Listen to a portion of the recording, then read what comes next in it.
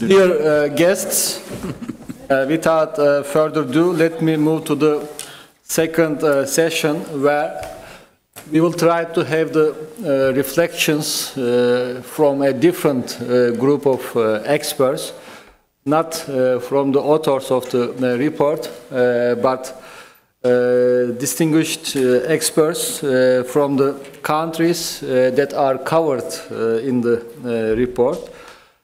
Our objective is to, in a sense, double-check, test our own conclusions.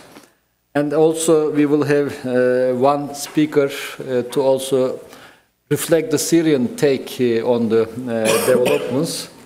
And Salam Kavakibi, with whom we interact at many international gatherings where the Syrian crisis is discussed. He will also give his own take and from a Syrian perspective, so that while discussing the impact of the Syrian crisis, we don't miss out a very important component, which is the Syria itself, the Syrian people themselves.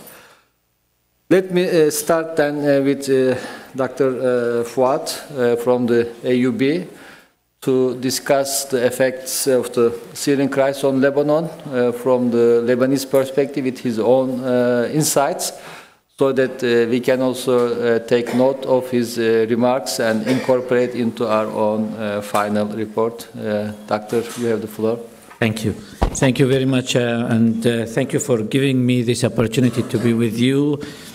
And indeed, actually, after listening to the first session and listening to the presentation of the report, I don't know exactly what to add to this part of the impact of Syrian crisis on Lebanon. But let's look on that and from a bit different point of view. First to say that a lot of ink has been spilled over the on this topic of Syrian refugees and the impact of Syrian refugees in Lebanon, and mainly actually we're talking about, of course, the negative impact of 22% of Syrian population in Lebanon are Syrians, or UN agencies talking about 26%. So the numbers is quite variable from 1 million, and some said 1.5, which is it's quite a bit confusing talking about that. Also, there's a lot of talking about overusing the system, the infrastructure, the water supply, electricity, jobs. And always from sort of negative impact, saying that there's a water consumption increased by 28%, for example, and that means there's like a overstretching the system that's already fragile. Also talking about the increase of unemployment among Lebanese, that the number jumped to very high rate of almost 20% of Lebanese are unemployed, and this is quite a very high number. But also talking about the Syrians or Syrian refugees themselves, we know from different reports that 86% of Syrian refugees in Lebanon are living in areas that having the most vulnerable Lebanese. Numbers talking about 66% of the most vulnerable Lebanese are living side by side with the 80% of Syrian refugees. That means poor living with poors. So talking also about overusing and overstretching the health centers. Some numbers said that 35% of health centers visitors are Syrians. So, okay, well, this is the very dark situation, that we see that in many reports, in media, and in a different, even international organization that's working inside Lebanon. So is there any positive impact? Some reports saying yes, and including this report. And we know that a survey has been conducted here in Lebanon by UN Habitat and IFI at AUB. This survey showed that the average monthly rent that paid by Syrian refugees in Lebanon is around $200. That means the total number paid by Syrian refugees and middle upper class in Lebanon estimated by $400 million yearly, which is a quite good number to contribute in the Lebanese economy. This number actually is in a report published by IFI. Also, the local markets now are using local goods and materials instead of Syrian materials that was used before the crisis. And because of this shortage now and destruction of the industry in Syria, so many moved to Lebanon and start, investing here and producing the local goods and materials to be used in the local market. Also, middle-class refugees, if the term refugees here is the right one, increased consumer demand by spending their saving in the Lebanese market. The other part of the issue is the mechanism, the adaptive mechanism actually, the informal adaptive mechanism that established by Syrian refugees and hosting communities to address their needs that's already difficult to be addressed here in Lebanon. And anyone can go to Biqa, for example, to see how people secure their, own, or generate their own money in spite of all these restrictions on their work permit, even their mobility, and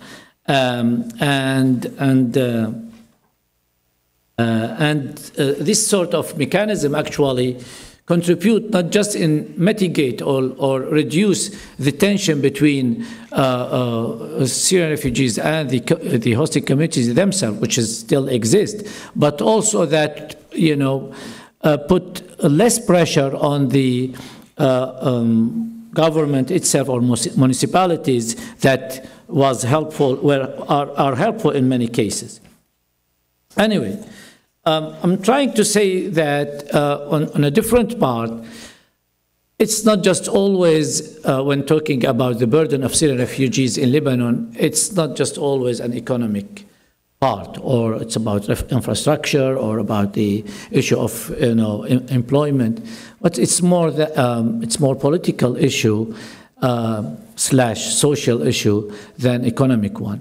We all know the situation, the political situation in Lebanon. We are now aware about this sort of tension that created by politicians talking about nationalization of Syrian refugees in Lebanon, and this fear of having tawteen, and the issue of people should go back home because there's a problem of we don't want to repeat the issue of Palestinian refugees and all that issues of political part.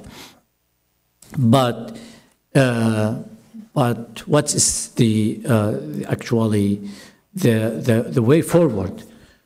As we all know now, this is sort of long-term crisis. There's no light in the future, and this is not unique for Syrian crisis itself. It's the same in Iraq. That's now in the second decade of crisis. It's now it's the same even in Afghanistan, for example, in the region. So, I mean, that's the type of crisis now that start to be happened in middle-income countries and urban settlements, and people move, you know, in a big amount, created actually a new political reaction, but also posed critical questions on a humanitarian response and state response in that issue. And I want, before ending my intervention, to raise some questions that usually we avoid to raise that, or those type of questions.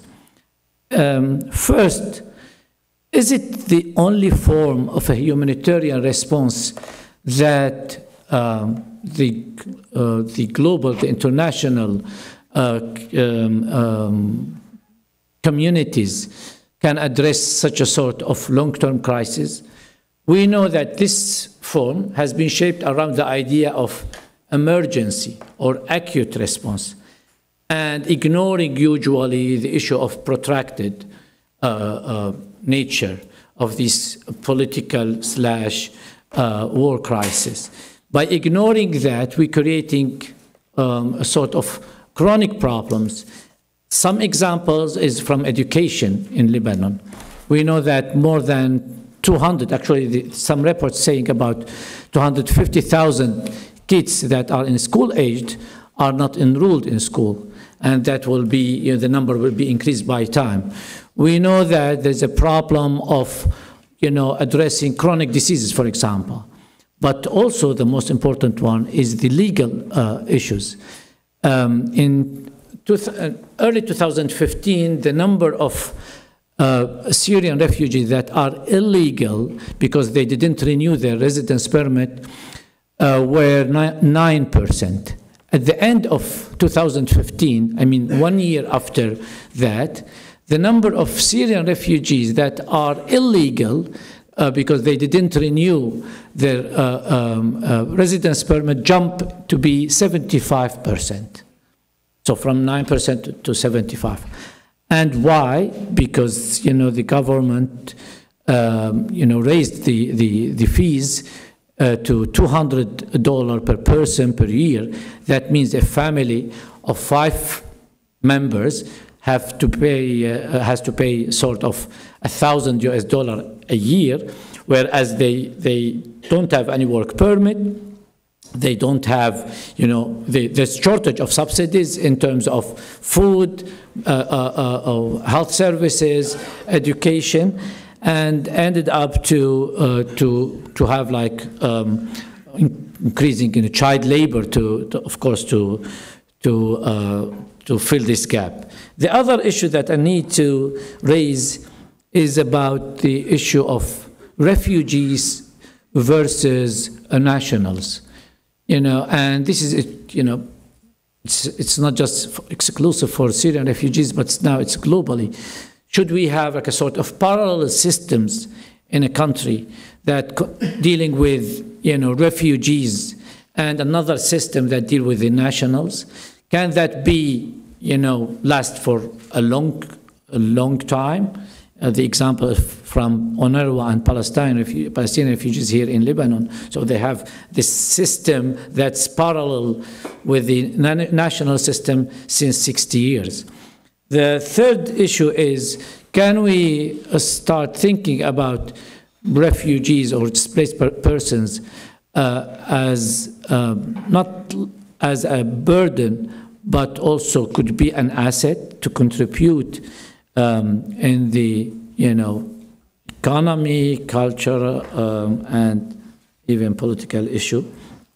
And I will stop here actually to say that addressing the impact of Syrian refugees in Lebanon cannot be disconnected from the political aspects, from the historical aspects that, between these two countries, and also cannot be disconnected from the interest of, different regional powers that are now integrating a lot in the Syria crisis. Thank you very much.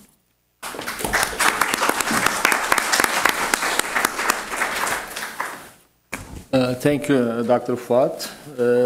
Unfortunately, because of scheduling changes, our Jordanian speaker couldn't make it today. Now, we move to Professor Dilaver Alaltin from Erbil, Middle East Research Institute, another think tank that has been covering regional developments based in Erbil.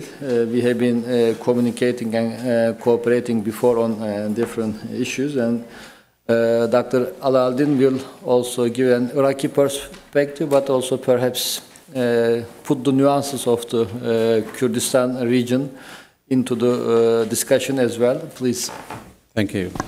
Now I have half an hour now to speak? Yeah, why not? صباح الخير. يشرفني أكون معكم اليوم وأشكر المنظمين. I want to thank CAS, AUB, ORSAM, everybody. What a privilege to be here.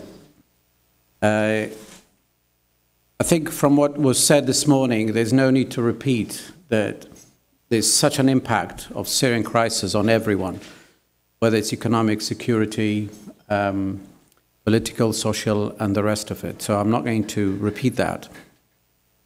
But what is interesting is that Iraq is unique in this entire circle.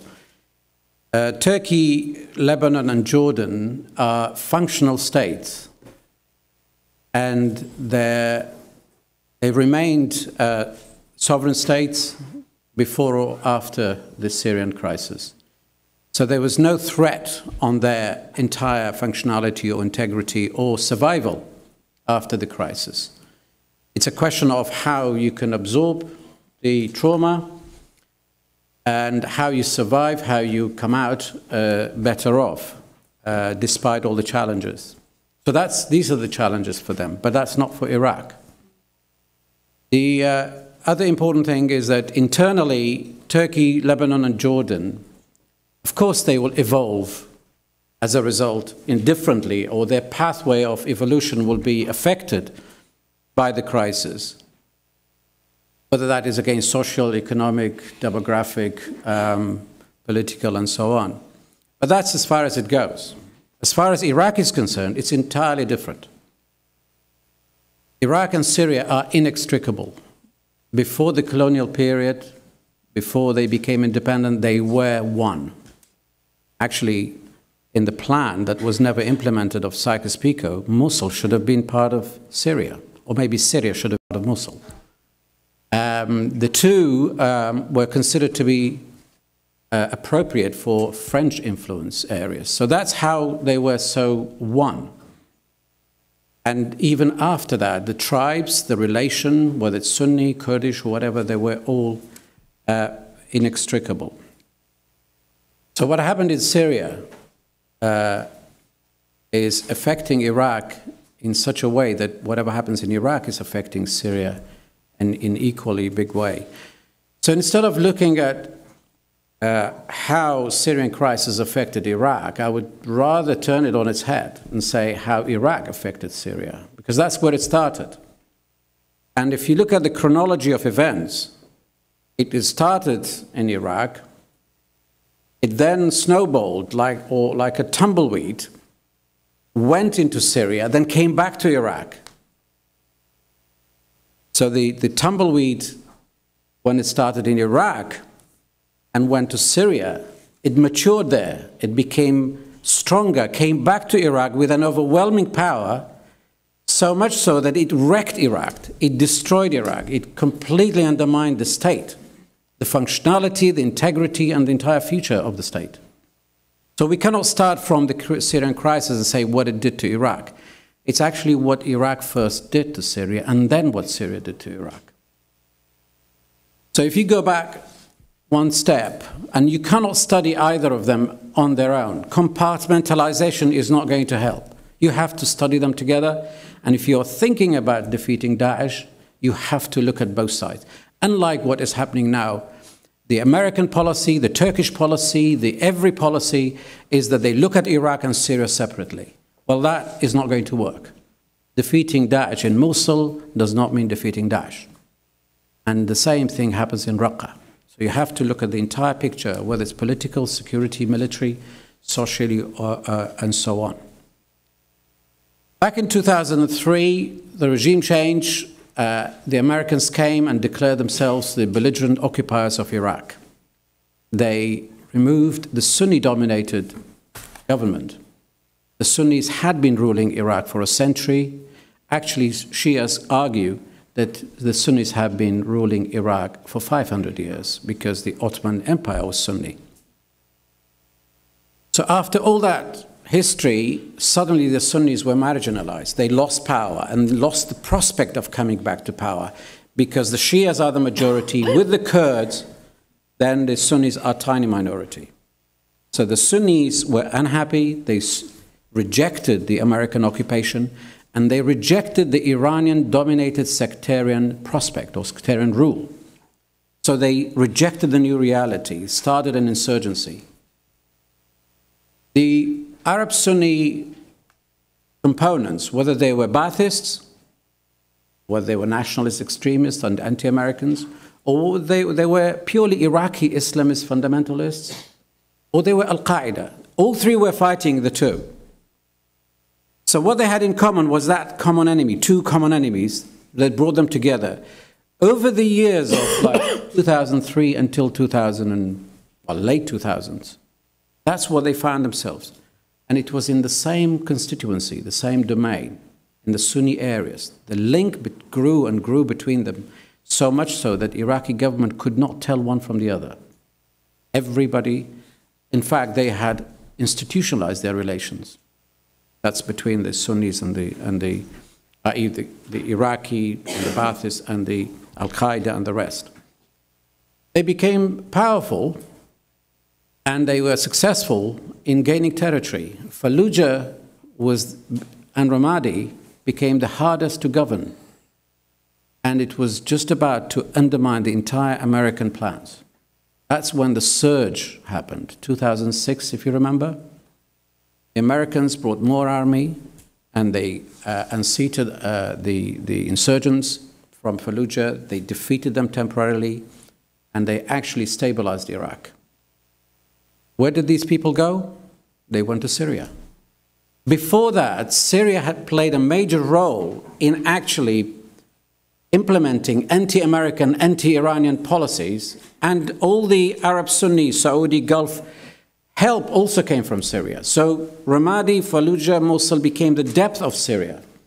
And the people, the insurgents, the anti-Americans, anti-Iranians, they were actually running back and forth into Syria. And Syria welcomed them, supported them, trained them, tolerated them. And they became very familiar with Syria, very knowledgeable about Syria. They felt at home, and they established better networks between them. They were looking for opportunities. 2011, two things happened.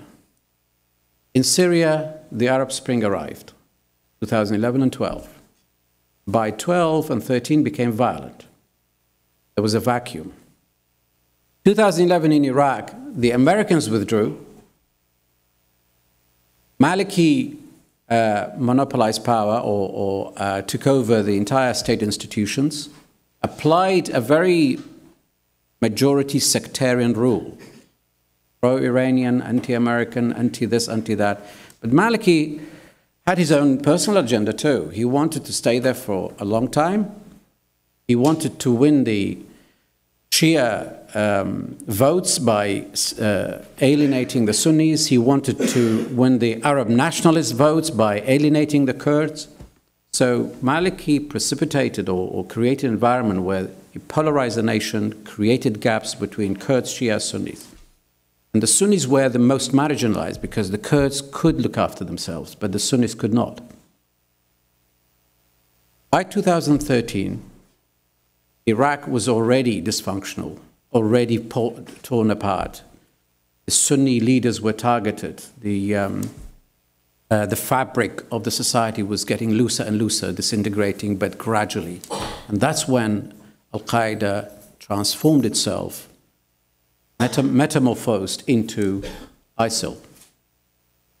They started in Syria, they got They experimented with gaining territory, fighting everybody, fighting the Free Syrian Army, fighting the Kurds, fighting the Shia. That was an experiment until they got Raqqa and the rest. And by 2014, Iraq was already incapable of defending itself. Corruption, disintegration, polarization between all components created a fertile ground for ISIL to come back to Iraq, but this time with such power that the Iraqi state could not protect itself. They broke Iraq. They had such an impact that, first of all, they dismantled the Iraqi army, the very apparatus that can protect Iraq's integrity and be the symbol of state institutions. The Iraqi army not only was discredited, defeated, dismantled in the Sunni, never recovered, even today, and it will not recover soon because it was replaced by Hashd al-Sha'bi. Hashd al-Sha'bi is not just a transient model of protecting Iraq. It's there to stay. If you look at the Iranian model of ruling inside Iran, in Damascus and in Lebanon, these are institutionalized paramilitaries that will remain there because they serve better the policies.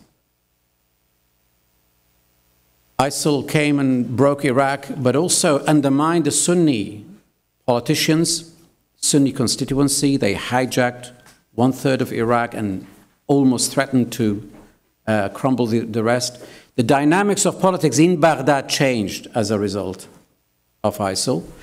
The Sunnis lost their ground, lost their influence in Baghdad. The Shia became the ultimate authority and decision makers while being dysfunctional and deteriorating further. The deadlock in Baghdad, what we see today is a consequence of evolution of those days' events, not just today. It's not like one character doing something there. No, this is all evolution into that effect. Economically, ISIL and the new situation created a huge burden on Iraq while this coincided with the drop of oil prices. While Iraq has no economy, there's no economic crisis in Iraq, there's financial crisis. Iraq's economic structure was never there. It was weakened beyond repair. It was already weak. And Kurdistan is the same. Economic structure weak, financially they were dependent on oil, now that's gone. And ISIL war created even more. Socially, again, polarization, radicalization, and the rest will happened. So that is where ISIL managed to completely undermine the state institutions, the ability of Iraq to stay as an integral unit or as a functional country or keep its sovereignty. But meanwhile, Iraq's decision-making process was overwhelmed by Iran. So Iraq could not look after its own sovereignty, its own decision-making. And of course, regional powers, Turkey, Saudi Arabia, and Iran, their rivalry further fueled that fragmentation. There were wars by proxy, influence by proxy. All of them were used, of course, Turkish, Saudi, and Iranian policy in Syria, like again the same thing in Iraq. You're talking about a failed state and a dysfunctional state next to each other, but regional powers dictating the agenda and influencing the proxies inside. So that is where the two are now facing a very similar fate. Iraq is fast deteriorating. Now, this is Iraq. And the prospect of Iraq coming out of this, it's very, very difficult to foresee how it will happen. Iraq and Syria changed beyond recognition. Their fortunes have changed. And it's very difficult to see how they can survive so easily. Of course, going back to pre-war, pre-ISIL is impossible. There will be no such Syria as it was before 2011.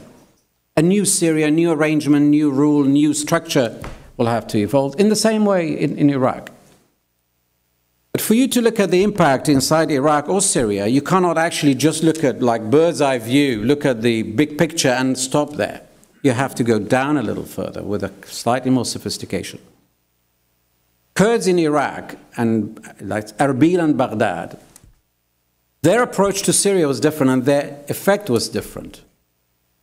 Baghdad found itself aligned with Iran, Baghdad, Damascus, Hezbollah axis. So they supported the Syrian regime, as well as that more like Shia belt. The Kurds in Erbil did not necessarily engage in that. They did not oppose it, but they did not engage. It was too far away for them to deal with. But the Kurds were very much affected and engaged with the Kurds in Syria, with Rojava. The Kurds inside Iraq are not united. So there was no united policy either. We have Kurdistan Democratic Party that is closest in terms of territory to Rojava as well as to Turkey. So they treated PYD and Rojava differently from the rest. But altogether, there were times that the Kurds in Iraq were opposing advances in Syria because of bad relations between KDP and PYD. But there were times completely the opposite. They engaged constructively and they helped each other. So there were times that Peshmerga went, in fact, via Turkey, to Kobani to transform the fortune of Kobani, to tip the balance and help the PYD win against ISIS. All the progress has happened since then inside. So the Kurdish engagement with the Kurds in Syria, with Rojava PYD, has been really a kind of love and hate relation where they at times helped, at times opposed. But all in all, that's where the impact is. What happens in Rojava will impact the KRG and vice versa. But PYD and Peshmerga are both facing the same enemy in that way. But of course, whatever happens in Turkey between the state and PKK will affect the KRG, of course, will affect the PYD, of course. So you can see that the economic burden was the same on Iraq, like everywhere else. The radicalization, the social effect, the politics, all of that, security, were the same. I'm not going to go through them. We have the numbers that you talked about. Remember, Kurdistan region of Iraq is only about less than 5 million, yet 1.5 to 1.8 million internally displaced, plus 250,000 refugees from Syria. Proportionally, that's much more than Turkey in terms of size, population, economy, and so on. So it's really difficult to see how they can survive. So I'm going to end by saying that you have to be more nuanced in this approach, understanding how this impacts Iraq. You have to look at Erbil and Baghdad separately, and the Syria again. In the same way that in Syria, the way they look at Iraq is different depending who you talk to, and the regional powers, the way they behave and the way they influence events. But at the end of the day, I come back to the tumbleweed model. Something started in Iraq, went into Syria, matured, got powerful, came back with a vengeance. Now, militarily defeating Daesh in Iraq is not even half of the story. It's not going to end it. There's also Syria. Importantly, even if you defeat Daesh in both Iraq and Syria, the story hasn't ended there. In fact, not even half the story. Why? Because we have not yet provided a political alternative for the Sunnis to trust the world, to trust Iraq, to trust Syria, to come back and say, right, I'm going to invest in peace and stability. Which means that if we militarily go in prematurely without having the alternatives, without stabilizing Baghdad, stabilizing Erbil, as well as Syria, we've done nothing. ISIS will still stay there. One final maybe minute on something that it's not all doom and gloom for everyone. The Kurds in Iraq actually found these crises as opportunities. The Kurdish standing in the international community has been transformed. The Kurds in Iraq are major steps closer to independence. Iraq's dysfunctionality and deterioration allowed the Kurds to be even more significant internationally and be more confident to go towards independence. Rojava gaining grounds, establishing a new governance system in Syria when the Kurds were insignificant before, ignored. Now they have a place at the table. Nobody can have a solution in Syria, despite Turkish pressure on Rojava, despite even current pressure on PYD. Yet they're aligning with American, with the Russians, with Bashar Assad, with Iran, with everyone. They are engaging everyone. They have mastered the survival game. and establish themselves as a formidable anti-ISIL force and gaining support. So that is an opportunity. For the Kurds in Iraq, they once were kingmakers in Baghdad, fully engaged. They have now lost hope in Baghdad, and Baghdad did nothing to attract the Kurds, keep them within Baghdad. Guess what happened? They're going their own way in evolving. The only thing that is standing in the way are internal problems and ISIS war. Otherwise, the Kurds there have actually gained momentum and found it as a good opportunity to achieve greater sovereignty. Whether they stay within Iraq, they will still be more sovereign than the rest of Iraq. But if they break away from Iraq, they would be independent. I'm going to stop there. Thank you.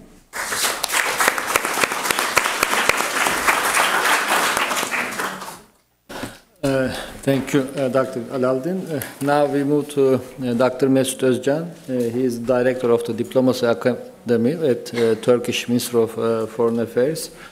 He will also talk about the Turkish case with his own reflections. Although he is working for the Foreign Ministry, he is a former academic and he has been teaching and studying on the Middle East for many years. Mesut, you have the floor. Thank you very much, and I'd like to thank also the organizers and also ORSAM for the report. I will share my views regarding this issue on Turkish domestic policy, foreign policy, and also economic and social impacts on Turkey as well. And much is said in the morning, and the report is a very detailed one, but I will briefly talk about the impacts of the Syrian conflict on Turkey. In terms of political impacts, we can talk about domestic and foreign policy impacts. In terms of foreign policy, if we start with foreign policy, we can talk about bilateral and also regional impacts. In terms of bilateral relations, if you look at Turkish-Syrian relations in a historical perspective, unfortunately, Turkish-Syrian relations were problematic for many years, for many decades, from the very beginning of the Turkish Republic, also from the independence of Syria. The relations between Turkey and Syria were not that very friendly. And the only period that we have a friendly relationship between Turkey and Syria was between 1999 and 2011. During the Cold War years, for several reasons, for example, the issue of Hatay or Liva Iskenderun, or because of being on two different sides of the Cold War rivalry, Turkey and Syria, on different camps. So we all had difficult relationships between Turkey and Syria. And in that regard, PKK issue, water issue, other issues were also negatively affecting bilateral relations between Turkey and Syria. And as I said, between 1990 and 2011, we witnessed another era, and we witnessed an increasing political, economic, and cultural relationship between Turkey and Syria. And with the onset of the Arab Spring, this came to an end. And this Arab Spring and the following developments in the region also affected regional dynamics and also Turkish policy in the region. And it's also mentioned in the beginning in this the morning session, because of the polarization in the region, not only Turkish-Syrian relations, but also Turkish relations with some other countries like Iran is also very much negatively affected by the developments in Syria. So we can talk about these type of negative impacts in terms of foreign policy for Turkey of the Syrian conflict. In other words, if you talk about domestic impacts, domestic political impacts, it's very much related with the Kurdish issue or PKK issue in Turkey. And before the conflict, Turkey was trying to have a kind of solution to the Kurdish issue. So there were some talks going on between Turkey and also the Kurdish political figures. But the developments in Syria and the increasing status of the PYD in Syria negatively affected these talks, and now it increasingly became a much more security issue for Turkey. And in that regard, the Syrian conflict also affected domestic politics of Turkey in a very dramatic way. And it's also mentioned in the morning the security issue, security problems emanating from Syria is very much crucial for Turkey nowadays. Not only PKK or PYD, but also ISIL is also, and also foreign terrorist fighters also became an important threat for Turkey. Regarding PKK, because of the developments in Syria, the tactics and also the capacities of PKK is also changing. Now they are also establishing or employing some other tactics they developed in Syria, and this increased threat against Turkey. In that regard, this created a huge security problem for Turkey. In terms of ISIL ISIL carried out several suicide attacks in different parts of Turkey, not only in bordering towns, but also in Ankara and also in Istanbul.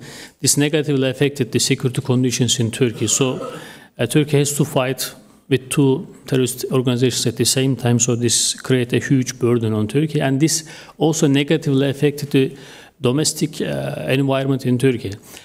If we were talking about this Kurdish issue a couple of years ago, there were a positive environment, and there was a kind of environment in which people believed in a kind of solution for true negotiations.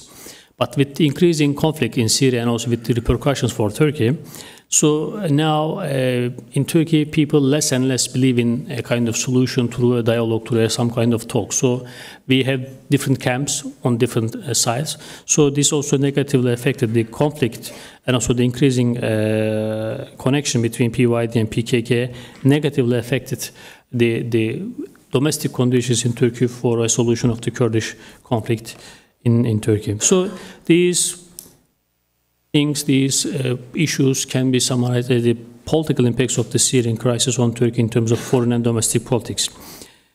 If you look at the economic impacts of the Syrian crisis on Turkey, similar to the political relations, we witnessed also an increasing economic relationship between Turkey and Syria during 2000s. Turkey and Syria signed a free trade agreement, and as a result of this free trade agreement, we witnessed an increasing number of trade between Turkey and Syria. And before the onset of the Arab Spring in 2011, Oytun also gave the detail of the numbers of the bilateral trade volumes. Although there was a decline during the conflict, now we reached the pre-war level. But if we look at the trend, this obviously it's below the potential. If we don't have the conflict in Syria, if we don't have the crisis in Syria, it will be very much obvious that the trade relationship between Turkey and Syria will be much higher. And similarly, Iraq, the conflicts or the problems in both Syria and Iraq has also negatively affected Turkish land connections with the Middle Eastern markets. So the conflict or the problems in Syria and also Iraq negatively affected Turkish export routes, and Turkey has to look for some other alternatives. And in that regard, this also negatively affected Turkish trade relations with the Middle East. And if you look to the other types of economic impacts, similar to other countries like Jordan, Lebanon, the increasing number of Syrians in Turkey also creates some kind of inflation, especially in some bordering towns, in terms of rents, in terms of some prices of food. So we witnessed an increasing price.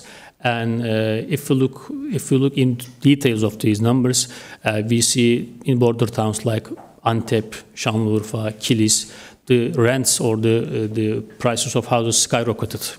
So this created a kind of pressure on the local people. So this created problems for them.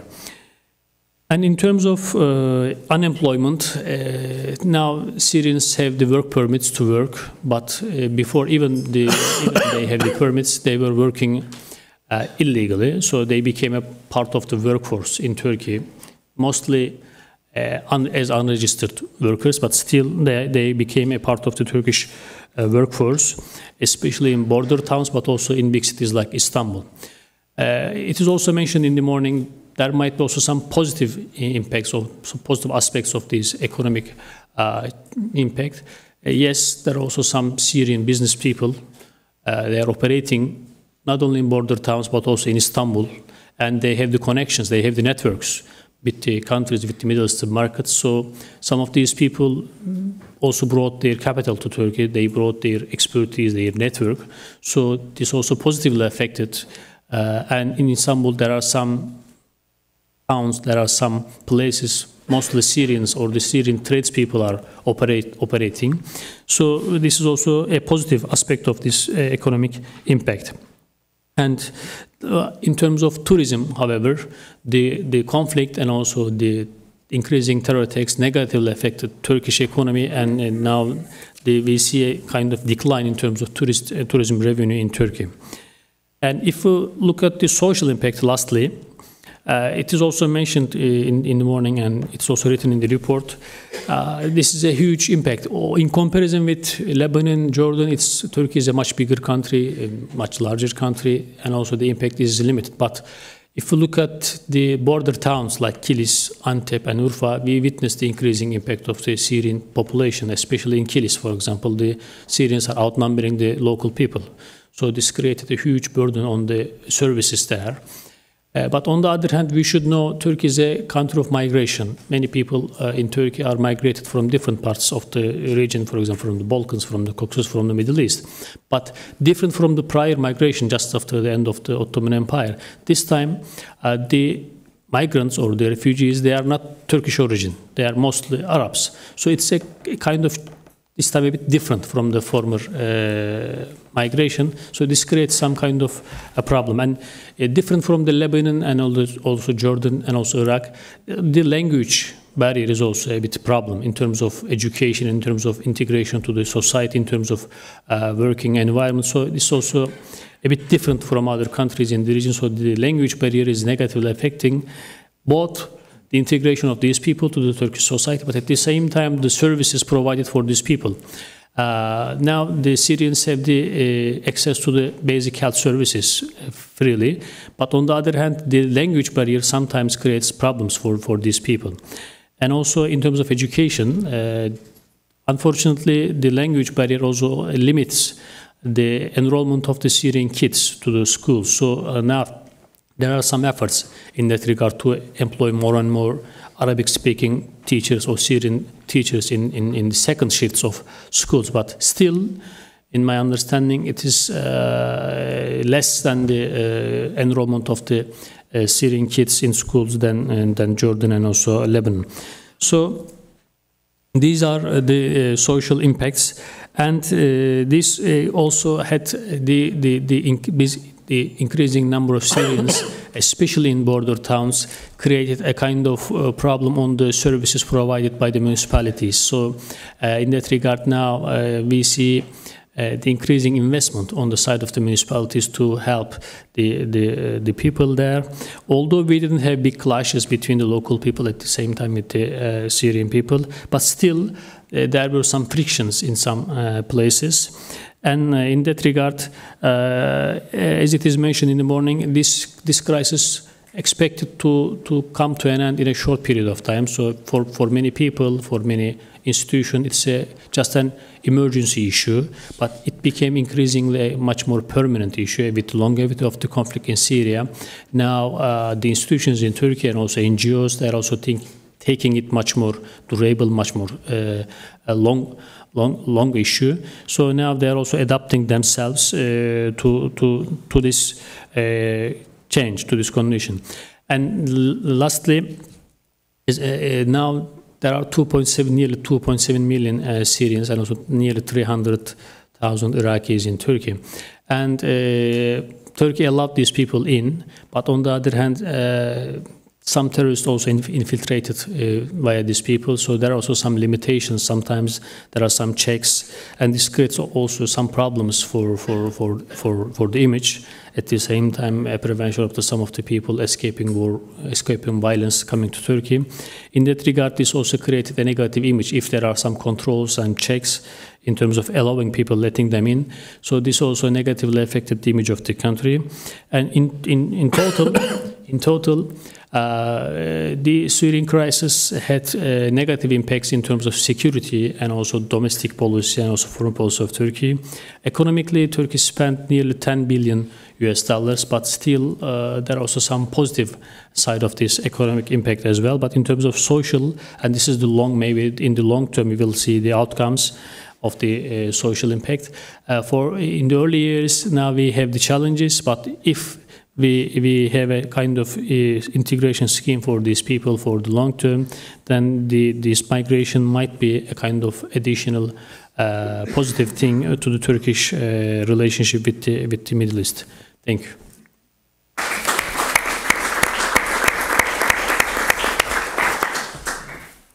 Last, before turning to the audience, we go to Salam Kavakibi from the Arab Reform Initiative. He will perhaps reflect on these broader impacts, but more from a Syrian point of view. Please, Salam. Thank you very much, Shaban. First, I am very sorry for my exotic English. I am more francophone than anglophone, and if I don't find my words, I will use the same in French with shin in the end.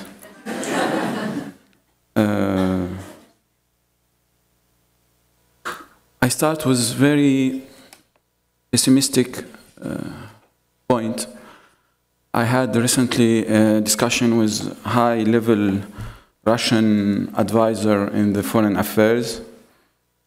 He told me very cynically, "I'm sorry for you, my friend." It's not my friend, but he told me that. "For Syria, it will be Grozny solution." At least he was very clear. I don't know why we switch off the light. It's the 12. Okay. It's not offensive. It's not against you. It's not Russian intervention. You're in American University of Beirut. Okay. Who knows? Yes, thank you. And at least it was very frank as statement. The Syrian people, since more than 5 years, used to listen to the Western discourse, Western promise, and Western blah blah, but they never listen really to the cynical, frank, Russian and Iranian discourse.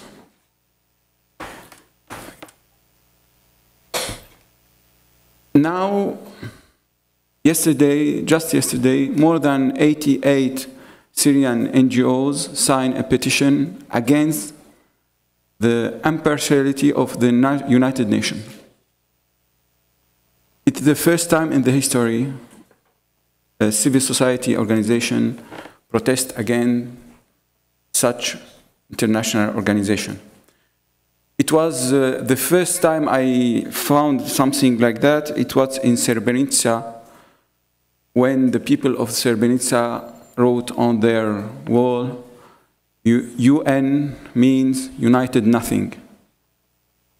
I think for the Syrian it's worse than nothing. Last very humanitarian position of United Nations was the declaration of the Health Organization, World Health Organization, who sent a letter to the Syrian regime to fight against the tabagism. Tobacco smoking. Yeah. Tobacco smoking. When the Syrians are killed by thousands under the bombs, the United Nations care about their health and the tobacco's development, and nargile especially. Also, the Syrians ask since 5 years for no-fly zone. And very recently, in Daraya, after 2 years of siege, the United Nations sent 25 camions, truck, with mosquito nets. It's no-fly zone for the mosquito. And shampoo, and some other healthy things. It's when we talk about that, it must be a little bit funny, but it's for the Syrian people the worst thing that they can live in 21st century. With all this cynical and hypocrite international policy, we are all, not all of us, but the majority of the international public opinion are concerned by only two results of this crisis. First, the refugees question. Second, the terrorist question. And the other, it's secondary issue. The real reason of such catastrophe, humanitarian catastrophe, it's really marginal issue. Few weeks ago, I was here in Beirut to discuss with friends and colleagues from Arab world and and our friends also from ORSAM were there, about the issue of refugees. I was shocked, not like a Syrian, but like a human being, about the way how some of the participants present the issue. I am sorry, especially from Lebanon side. One lady, head of village or small city, she told us exactly that. We found very painful to teach the Syrian refugees how to put their garbage in plastic bags. It was real, it was not a comic show, but it was a real discourse. Someone other spoke about the social cohesion in Lebanon, threat by the Syrian refugees. Social cohesion in Lebanon. I don't see anymore. Nothing. Social cohesion. The third person spoke about the student who use the infrastructure of education, schools, and we know Fuad, he mentioned figures about 200,000, 16,000, and more, I think. But we know also, and you know also, that the Ministry of Education in Lebanon present to the UNICEF figures of 400,000 students in the schools. And they receive for each one $600 per year. And we don't have not more than 170,000 students really in schools. It's not to say it's not an issue. The refugees, it's not an issue. It's a real issue. It's a problem. To manage this issue, we need two things. And I think one of those things is realizable in Turkey, but the second one, is very difficult everywhere. The first one is to have public policy. In Lebanon and in Jordan, they don't have even public policy for their own country. And to manage the issue of refugees, it's worse and worse and worse, and very difficult to manage. In Turkey, at least, they have real public policy. And I think, because I was in Çağatay, here in Lebanon, in camp, not camp, but because Lebanon don't recognize the camps, but anarchic camps. Yeah, informal. And I was in Turkey in the camp. We have more than 25 camps in Turkey, for each one not more than 10,000 people around. And people in the camps can work outside the camp and come back in the evening to the camp. In Jordan, I teach for 15 days in Çağatay. It was camp de concentration.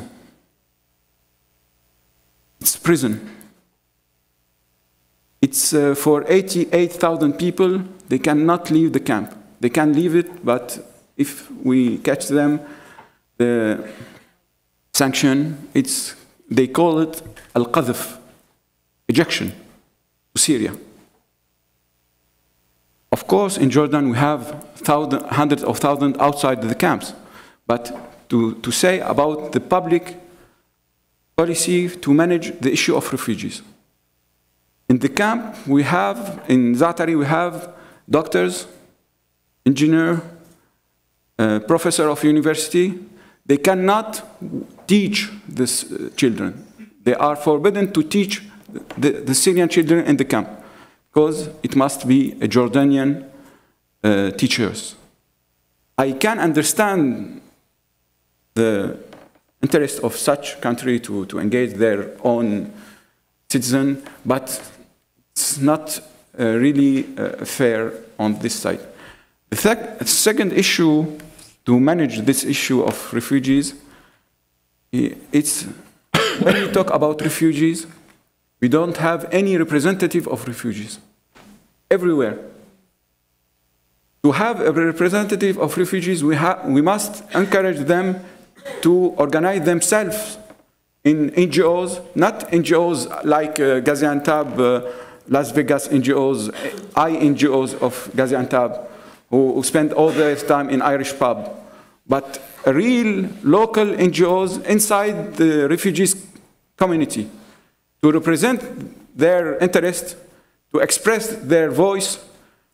I think it's impossible in Lebanon and Jordan, but I hope it will be possible in Turkey, because till now it's not organized in Turkey. But for the integration, it's important. For the representativity, it's important. And also for the future of Syria. Because when we let those people organize themselves in community, to elect a representative, it's built for the future of Syria, a new culture of democracy. And you know that more than me, that Syria since 5 decades don't have any election and any political culture. Now we have the Kurdish issue. It's very important what Mr. Aladdin said about this new vision of Kurdish to have the maximum to explore the situation in Iraq and in Syria. I was happy to hear about the definition of PYD as a PKK, because we have enough from the Western hypocrisy when they defined PYD as a different body than the PKK. It's the Syrian PKK. They receive their orders from Qandil mountain. Not even Saleh Muslim, it's not even a relevant person. He don't have any decision in the issue of the Kurdish in Syria. They explored the situation. The Kurdish population are not representative by PYD, but PYD, they are the most powerful group who control and repress the Kurdish population in Syria. They are supported by United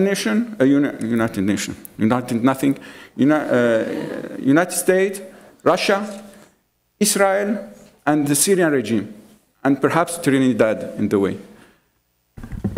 They believe themselves that they will establish their own Rojava. Okay. But if we look on the map, we have 3 Kurdish pockets in the north of Syria. To establish this future Rojava, we must acting ethnical epurration, cleansing. And I think it will be impossible, even from the side of the Western country. They cannot allow this operation. But in the same moment, I just heard yesterday that Manbij, it's a Kurdish city. Halab, it's Kurdish. I don't know when Larnaca will be Kurdish also. We used to be as defender of human rights in Syria. We used to be engaged for the Kurdish rights, but how we say now the exploration of the Kurdish issue, we are a little bit shocked by this situation. For the Turkish policy, I don't want to be, I must recognize on the issue of refugees, it's the most positive treatment. I must recognize of the liberty of the Syrian NGOs to work in Turkey. It's the best situation because I know how the Syrian civil society suffer in Lebanon, in Jordan, but in Turkey we can register a Syrian NGO. It's a bureaucratic issue, but it's working, and we have more than hundreds NGOs now working efficiently in Turkey, in Istanbul, in Gaziantep especially. But at the same time, we have this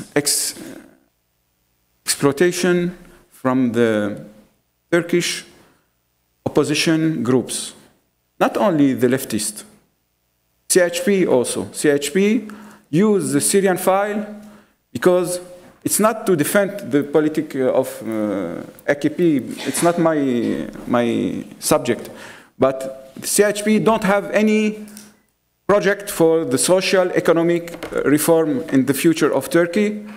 They explore the issue of Syrian engagement, the Turkish engagement in Syria, until the limit of to visit Assad and to offer him the portrait of the symbol of the Turkish Republic, Atatürk. They was in Damascus, they offered to Assad the portrait of Atatürk. When they organized some meeting in Taksim, I was there, they put three pictures. First one of Ali bin Abi Talib, second one of Atatürk, third one of Bashar al-Assad. It's not the leftist, it's the CHP. And when I try to talk to them and to discuss, because we must discuss with everybody, they don't have in their mind that never something only to attack the Erdogan or the AKP policy in Syria. They recognize that Assad is dictator, they recognize it's Assad killing his people. They don't care about all those details. They care about using the Syrian issue to fight against AKP and the domestic issue. Now I can recognize that the Syrian issue in Turkey become, or he was before, a domestic issue, not only a regional issue or southern issue. Now we have what Mr. de Mistura called negotiation.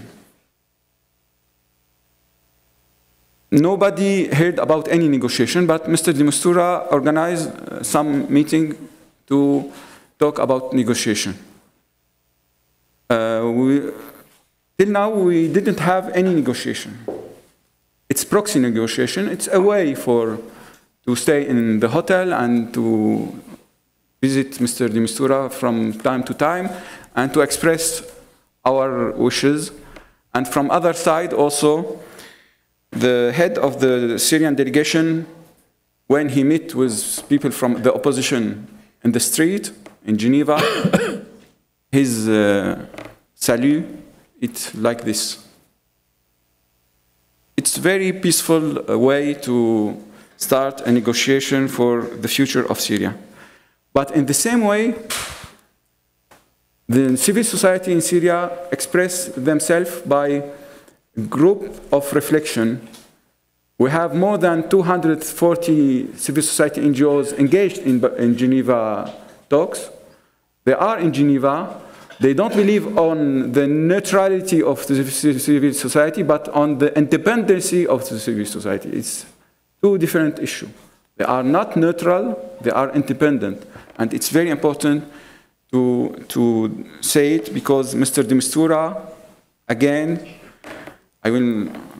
it's not Chatham House, but I will meet him next week. I hope he will not cancel the meeting after this, what I said. Don't blame ORSAM. Mr. de Mistura, he wants to replace the opposition by NGOs. He thinks that the NGOs, if they are neutral, they can make some pressure on the delegation of the Syrian opposition, put them in very bad situation, and push them to make more concession. And I think it will be very unhelpful strategy from his side. And I think he started to recognize this mistake, and especially when he met with the Syrian civil society, and they told him they don't want to replace anyone, they want to have their own agenda, and their own agenda linked to the human rights, democracy, and reconstruction of peaceful state. And those three fundamental issues, they are against the regime policy, and indirectly they support the position of the opposition. I think if I have 2 more minutes to have positive, it's not my way to have positive statement, but I must do it. My friend told me it's your speech all the time, they are very pessimist. You must end with optimist, something optimist. We work, not me, but we Syrians work on the future. We have many different programs. I don't talk about UNDP program, it's not my issue, but Syrian project. At the Day After project, I invite you to visit the Day After website to see how the Syrians work for the future of Syria. We work also in Arab Reform Initiative to teach young people from the camps, or we used to do it also in Turkey, in Gaziantep, in 3 different issues: local administration, justice and security reform, and the third one, urban planning. All those projects, it's to prepare our staff for the future. We don't know when, we don't know how, but at least to have some people ready to start the reconstruction. We try to organize also some meeting to think about the decentralization of, political decentralization of Syria. We ask friends from France, from other countries who had this process of decentralization to have some experience. We don't talk about, we don't nominate the system, we don't talk about federalism, non-federalism, we don't care about the title, we care about the local democracy in the future, and I think local democracy in the future need political decentralization in Syria. Thank you very much.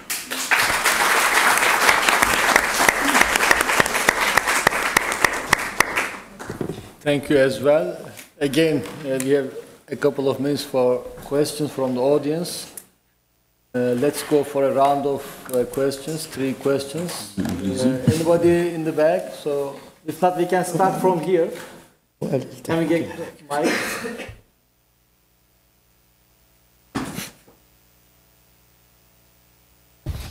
Hi, my name is Rudaina Balbaki. I work here at IFI, and my question is for Mr. Özkan. You have talked about the foreign policy, the impact of the Syrian crisis on the domestic and foreign policy. of Turkey. I want to ask about how did the Syrian crisis impact the long-term relationship alliance between US and Turkey, especially, of course, after the revolution in 2011. What has started as Turkey pushing for a no-fly zone back in the beginning of the revolution has ended as a security agreement around Jarablus, Mara and Azaz. This is a horrible concession. So what did actually happen that Turkey kind of lost the initiative, and especially on intervening in Syria, and especially after the Russian intervention in 2015, and ended up only hosting Syria political opposition meetings and trainings. And second question, what is the true limits of the Turkish support to the Free Syrian Army and other rebel factions that are not labeled as Islamists? Thank you. Other colleagues? Please.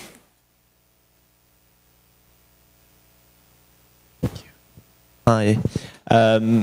We've talked about the impact of Syrian refugees on neighboring countries. I was also interested to hear your thoughts on the impact of international organizations, INGOs, and donor institutions in places where they're now established to work on the Syrian crisis, like Gaziantep, for instance.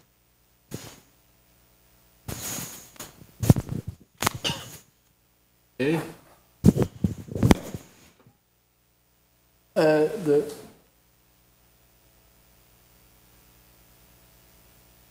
Hello, my name is Huda Shor. My question is for Mr. Fouad. Sir, if you could give in 5 pinpoints, what would you suggest for the Lebanese government to do to ameliorate and to better the situation of refugees here in Lebanon? Thank you.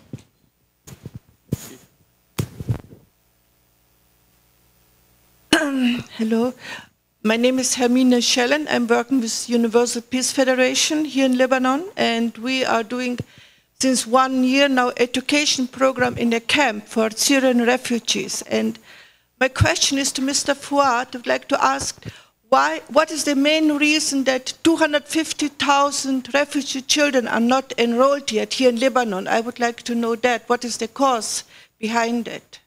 Thank you. Go to the panel and get answers, and if there are more questions, we can have another round. Would you like to respond on the international organizations? About the INGOs, it's a huge issue and very, we can find in very positive and very negative dimensions. As I said, in Gaziantep you have more than 215 INGOs or representative INGOs. Mainly the British and the American pay a private society to manage the money, and at least on $100 million, the Syrian issue receive at the end 20 million only. The 80 million, it's for the cost, for salaries, for overhead, for. And of course, some INGOs do very important work, especially in the medical issue. But now we have what we said, like moda. Fashion. If you have transitional justice training, all the INGOs will do transitional justice training at the same time. If you work on the media issue, you have hundreds of training on the media issue, because it's we can do something very fashion with. And now the fashion is peace building. It's changing every week. We can change the title.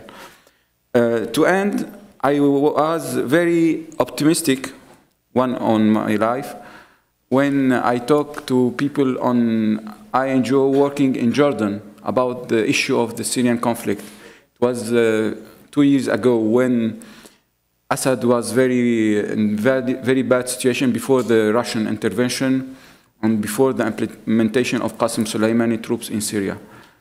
I talked about 6 months to end the crisis and to build peace. I make a huge mistake. But the reaction from those who was in the room, from the INGOs, was very negative. They told me, no, it can't be like this because we registered our children in the school for 1 year.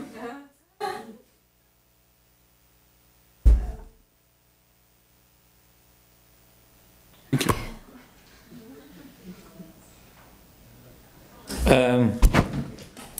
Okay, so the first question about the Lebanese government, my suggestion or my recommendation. The first one actually is to have a Lebanese government, because I think that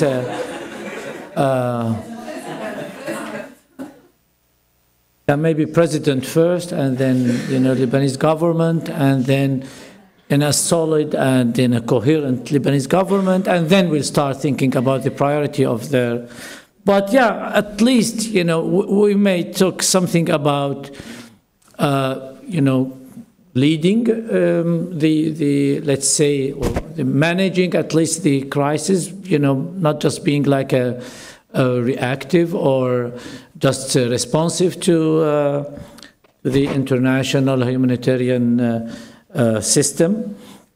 It's really more important to see, we have some good example from the municipality level, let's say. We know that some municipalities took the lead and they were able to coordinate, the different NGOs, and those who are, jumping in and doing all that issue. But at the same time, we have very bad, examples from other municipalities that have, panels that saying that, curfew for, Syrians or foreigners, So it's important to take the lead and, doing all that issues. Second, it's about actually saying about the, how to manage the issue of funding and donations that, come through different UN agencies and international donors, and having a sort of, let's say, sort of control, which is a very ideal issue, without, being either corrupted by, issues of money or corrupted by the very political stance. So the second question is about the main reason behind why Syrian kids are not enrolled at schools. Yeah, it's an interesting question because first I think that there's no real interest about enrolling, students in school. We're talking about two different levels. Are we talking about new, very young students that want to go in the system from the beginning, 6 or 7 years old, or talking about those who are at high school or on an advanced level, of education that need to be in the system? The problem is that there's no, enough good willing actually to have all Syrians at school. Second, it's about some sort of infrastructure that need to be stronger. In Lebanon, it's more a private education system than public system. There's a lot of investment in private system in that regard, and not to support the public system. Third is about different issue from outside the educational system, which is about work permit. We know now that Syrians cannot get this work permit, so they find themselves at the end sending their kids to the labor market to work and earn more money, or earn money at least to support their family. And without having a program, and we have now actually a program from the government, but we need to enforce this program. And as Salam mentioned, that UNICEF has a program on that in collaboration with the government and has enough money to do that. But it's really a big question about how to manage this money with 600 per student per year.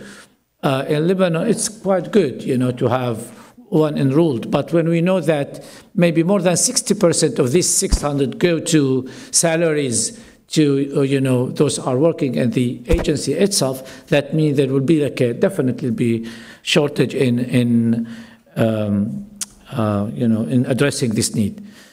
The fourth one actually is about the political issue. There's now, as I said, there's a lot of discussion or fear, or especially from politicians, to fuel actually this issue about we don't want to give Syrian refugees a sort of normal conditions because it may encourage them to stay here. And it's better now to encourage them to go back, to Syria. And so that if we give them, job, education, health services, they will be happy and they will stay here in this paradise and not go back. So I think it's a mix of all these factors that led not too many, students. Talking about the transportation, also this is sort of detail about, they offer money, but then they miss this component about, giving money for transportation. Well, but also it makes a big difference. In Turkey, in the programs, this is considered. Actually, this is a part of thinking about, solving the problem more than, it's not about money because it's not that big deal, but it's about sometimes how to think about the whole process. Should we establish new schools or should we go to second shift? If we go to second shift, how to secure teachers? If we don't give Syrian teachers work permit, that means we'll overburden, the Lebanese. So it's the whole, how to manage the issue. It's not just the money to address that. Thank you. US-Turkish relations regarding Syria were always had some ups and downs. In theory or in rhetoric, they share the same priorities, they share the same aims, but on the other hand, they have some different let's say tactics or strategies maybe. From the very beginning, they both share, or in the beginning, just in the beginning of the conflict, Turkey tried to keep its contacts with the Syrian regime, but when Obama said Assad must go, then there was also some pressures on Turkey that you still try to keep your contacts because you invested a lot, etc. So for this reason, the Turkish and American policies towards the Syrian regime were in line in the beginning. But in a gradual way, there were also some divergences. And lately, the divergences mainly resulted from the fact that the United States wanted Turkish troops to enter Syria, and they will do the groundwork, and then the Americans and also other Western countries will do the air operations. But Turkey rejected this proposal, and after that, then maybe to embarrass Turkey as well. So they increasingly invested in PYD, and also they provided some supply, and at the same time ammunition, etc. So this created a huge difference between Turkey and United States regarding the Syrian conflict. And lastly, there are still some kind of cooperation regarding the fight with IS. But on the other hand, regarding PYD, there are serious differences. And although it is admitted by many people, by the US ambassadors who are retired, but the American decision makers stick to the argument that PYD have some connections, but not PKK. Maybe after the end of the term of Obama, there might be some kind of change, we will see. But we should not expect miracles in that regard. There are still some differences regarding the Syrian conflict between Turkey and the United States. So this negatively affected Turkish security. And the support to the other groups, there are some support, but I don't know in detail. I'm not an intelligence person, so I don't know in detail. I'm not also authorized to talk on these issues. But Turkey, along with other European countries, supported the opposition and also provided some logistics as well. But I don't think that Turkey will go it alone without other countries in terms of supporting the groups, other opposition groups, with the Syrian opposition. Okay. Thank you. Well, there was no question addressed to me. I'm going to address a question to myself. There was a lot of reference to PYD, and I found it snowballing in some ways that really needed to be addressed. There was a clear demonization of PYD, in that they have a very Kurdish, non-democratic expansion and linked to PKK, and some people call them terrorists. Now, let's put it into context. And PYD is not a terrorist organization. I view that. Turkey considers PKK terrorists. By definition, they say linked to PYD, and PYD therefore terrorists. Well, that's Turkish view, but it's no longer American view, no longer European view, no longer many other people's view. But one thing that is clear is that in this game, in this war, in this quagmire, there are no saints and no satans. There is none. Everyone is engaged in such a complex dynamics of war, of policies, of failed policies, bad policies, and so on. Nobody's coming out of it really intact. I did not hear much self-criticism from Turkey, from the Syrian opposition, from anyone. The fact that Syrian opposition failed to unite and gain ground, something for discussion.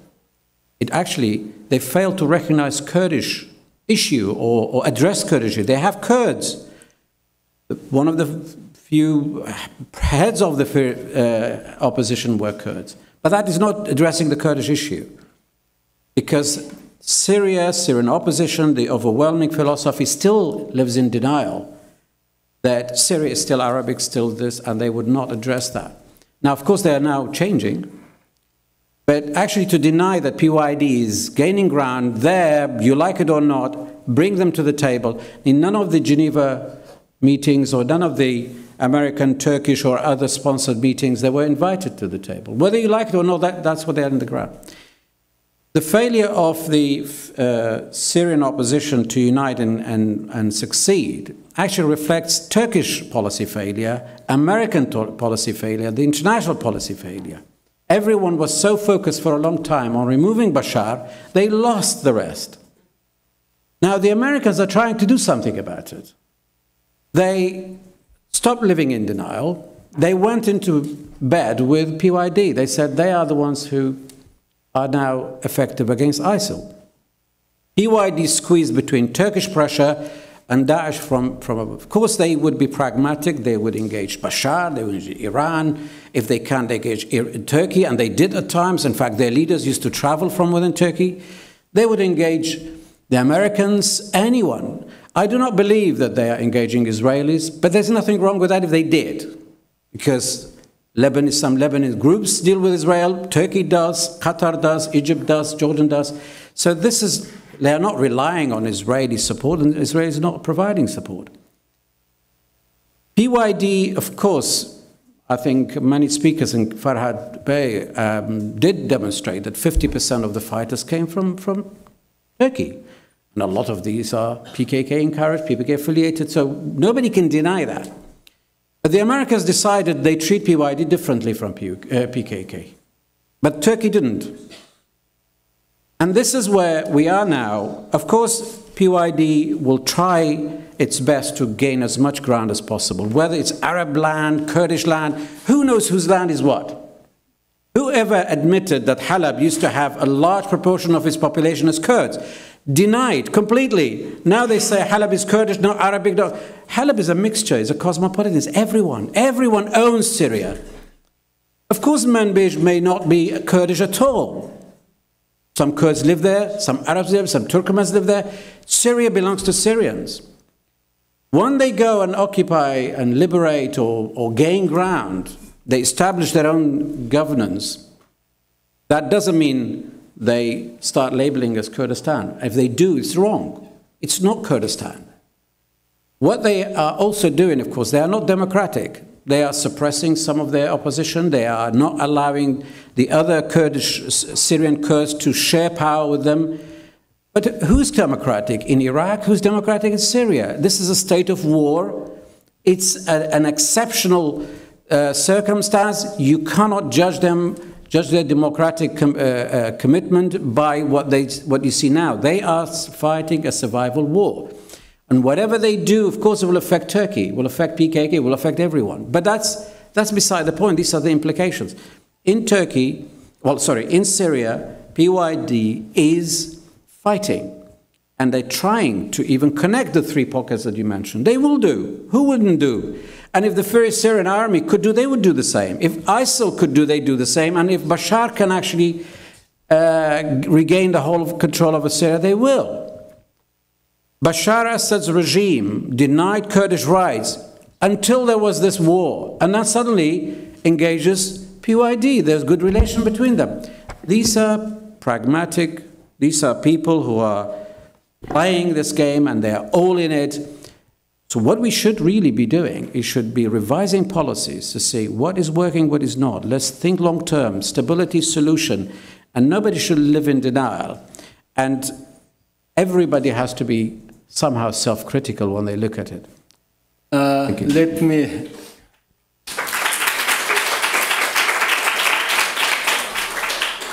Let me take 2 minutes to use the prerogative of the moderator, continue the discussion, not to challenge or anything. Dilaver Bey, of course, likes to present nice visions, but relativizing things doesn't change certain mistakes on the ground. We have to be open to talk about them. I guess when Salam or other speakers from Turkey were pointing out PYD, they were reacting to a portrayal, which you also mentioned. There are no Satans and saints, but in the prevailing discussion in the West, PYD is painted as the saint. So most of the mistakes of the PYD are just ignored, and their representation is a very fancy, rosy picture. I guess this is what people were reacting here. From a Turkish perspective, I mean, if I see that two of the recent suicide bombings, which killed tens of people, were committed by people who were trained in Syria in the PYD-controlled areas, I see a problem.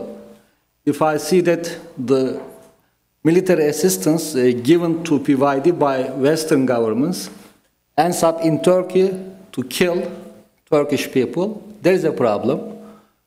And then from the Syrian opposition perspective, I mean, let's take one example, Tel Abyad, which was liberated from ISIS last year, June or July 2015. If hundreds of thousands of people, close to 100, I guess, in Turkey still, Mesut, you remember that? Yeah, more than 100,000 people, Arabs from Tel Abyad, are not allowed by PYD to go back to their homes. There is a problem, as you called it, ethnic cleansing. We have to be also able to talk about them clearly. Saying that everybody commits mistake, it is a war of attrition for everybody, relativizing things doesn't change the facts. So there are important issues where PYD is doing wrong. And again, in the conflict, I mean, you talked about they are being squeezed by different forces. I think the fighting group that is squeezed on the ground by most of the other groups is the moderate opposition groups. In this pocket, they are fighting the Russians, they are fighting the regime, they are fighting the militia from Iraq, Afghanistan, brought by Iran, they are fighting Hezbollah. In the middle of all this fight, suddenly you see PYD is backstabbing the opposition in many places. We have seen it. In Aleppo, you referred to Aleppo, in the Castilla Road, in other places. When ISIS and regime at the same time are attacking the opposition, when they are in the worst conditions, PYD is taking advantage and hitting the moderate opposition from behind. So this is wrong. You might say that in the opportunity everybody will try to grab it, but this is the mistake. So if they are acting in a very opportunistic manner, there might be a price to pay down the way, 2 years later, 5 years later. And I remember our event in Washington, D.C., 2014, August, at the Wilson Center. You remember, right after ISIS, we were again together with Aladdin.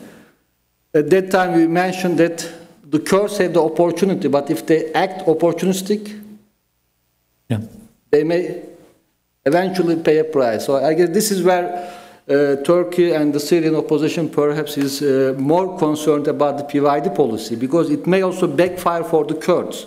So you refer to the representation of the Kurds. Yes, PYD is not represented in the general process, but there are many Kurds in the High Negotiation Council, in other platforms. And then from a Turkish point of view, the Turkish government, I guess, made it clear several times that if the United States or Russia is so intent in terms of the representation of PYD, let's look at their alliance patterns on the ground. So why not put them on the same table as the regime? Because they are more aligned with the regime than the opposition. So this is also an option. Nobody is telling them not to be there. But PYD fighting the opposition groups on the ground, backstabbing them, and forcing the opposition groups to accept PYD on the same position, this is quite also unrealistic. And I guess this is where the Turkish policy has been, from my own understanding, very consistent. And then also in Riyadh, before the general process started, there were Kurdish representatives, but not from PYD. But we will continue this discussion. There are a couple of more questions before we another round then. I want to make some a suggestion, because if we go back to the camps, like the camp in Jordan or wherever it might be, in my opinion and from my experience in Iraq and in Zaire, it is very important that negotiate with the government and with the international organizations, because seeing the economic crisis in Europe and everywhere in the world, it is really very important to advise and to try to negotiate that the services, especially the social services, to be rendered to the people in the camps. It would be much cheaper if staff are taken from the local camp individuals with their different qualifications and provide such services. This way you are empowering the people in the camp, you are maintaining their knowledge and their skills, and at the same time you are giving them the opportunity to be responsible for their own community. So I strongly recommend that such representation, at least, I don't know who controls. I know that the Jordanian government controls a Zaatari camp, but who represents the camp dwellers in this instance? If communities are formed at the different areas and they will be the representatives of the camp population, then you will have a better negotiation argument, and especially if you involve the donors as well, meaning the international organizations, be it UNICEF, be it UNHCR, or whoever is involved. Thank you.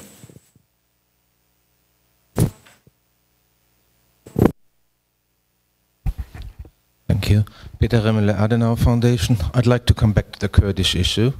A couple of weeks ago, we supported an event dealing with the Sykes-Picot, and it was like more or less one of the conclusions was, don't touch the existing borders, because you will create more bloodshed, a bigger mass, and more consequences to come. Whose conclusion was that? several participants. Anyway, it is one, and it is not so unlikely. As if we look, it's not so unlikely that such consequences might happen. But let me come to my question. So, having Sykes-Picot in mind, and we know that one of the open issues of Sykes-Picot was the foundation of a Kurdish state, but of course was not followed then with a strong Atatürk and with Iraq and the other nation states. So what you described, Mr. Ala al-Din, is that the minimum likely solution, and I'm only talking of the Kurdish part of Iraq, not of Kurdistan, is having a kind of factual independence within the state of Iraq, or might go to national sovereignty and to independence. In that case, I would like to know, would you see the rest of it just the first example and then the rest will fall apart, or would that trigger more desire for other Kurdish parts for independence in Diyarbakir or southern Turkey? And I would like to have, of course, a Turkish comment on that. Thank you.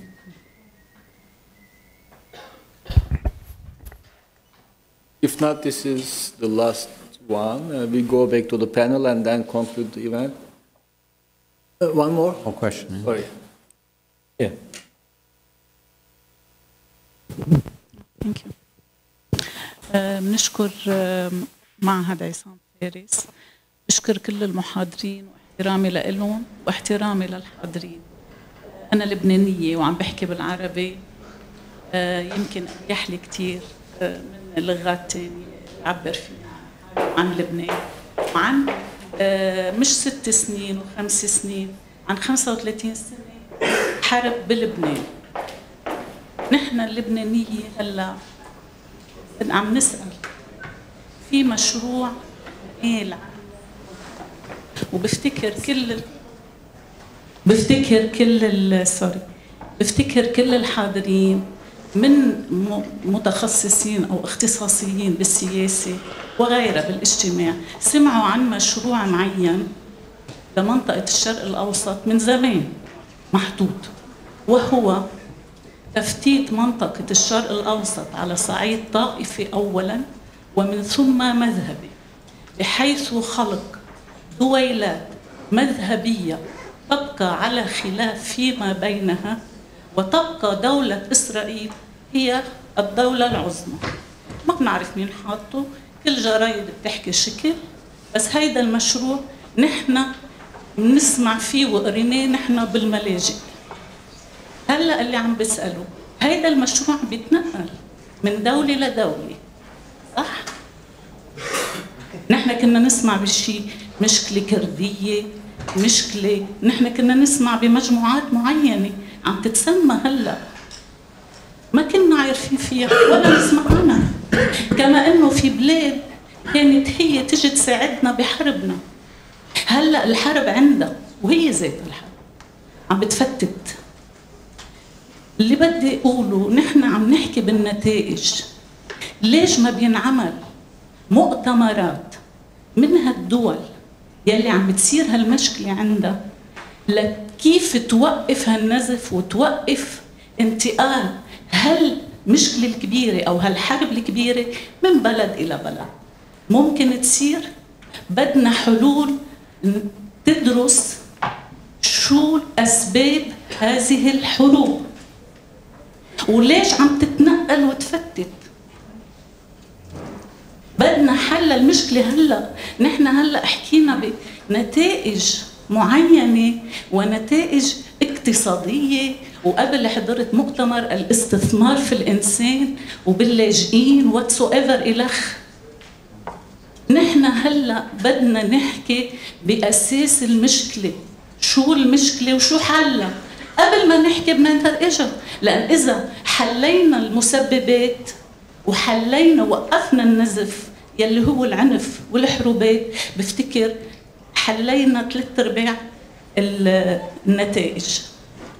وثانك يو. سؤالي هيدا لكم، انه مؤتمرات مختصه بحضرته مسيو الكواكيبي، سيد الرئيس كواكيبي، واحترامي للجميع، بس اللي عم بعينيه نحن عانينا منه سابقا. وبعدين عندنا المشكلة الفلسطينية يلي اوريدي لهلا لازم تكون درس عن اللاجئين بلبنان، شو صار فيهم وشو حيصير فيهم، لأنه وين مني هلا وحلت مشكلتهم. شكرا. سؤالي إذا فيكم تعملوا مؤتمرات للسلم للسلام ووقف النزف، وشكرا.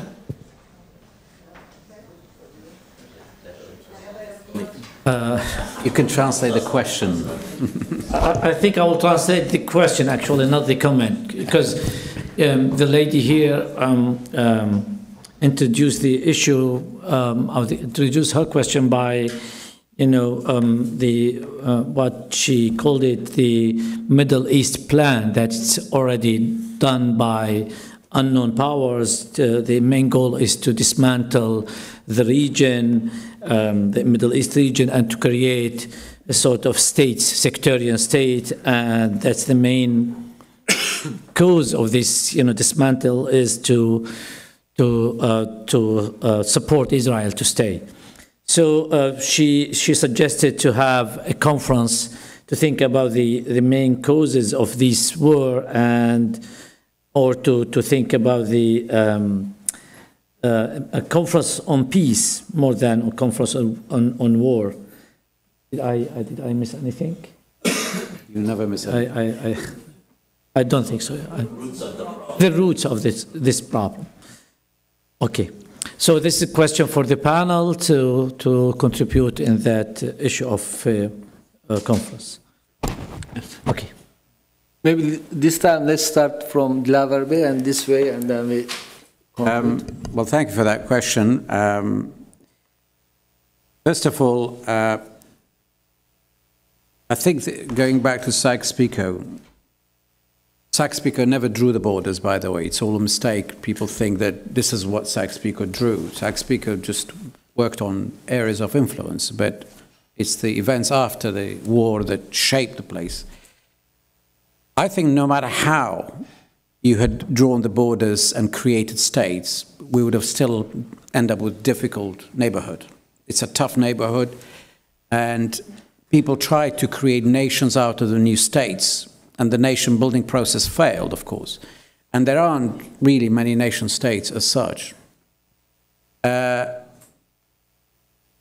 the border, whether you touch it or not, it's the evolution of events and the dynamics that are really dictating themselves. But I do not see the opportunity for any other little nations or groups, minorities, whatever, become ripe for their independence, other than the Kurdistan region of Iraq.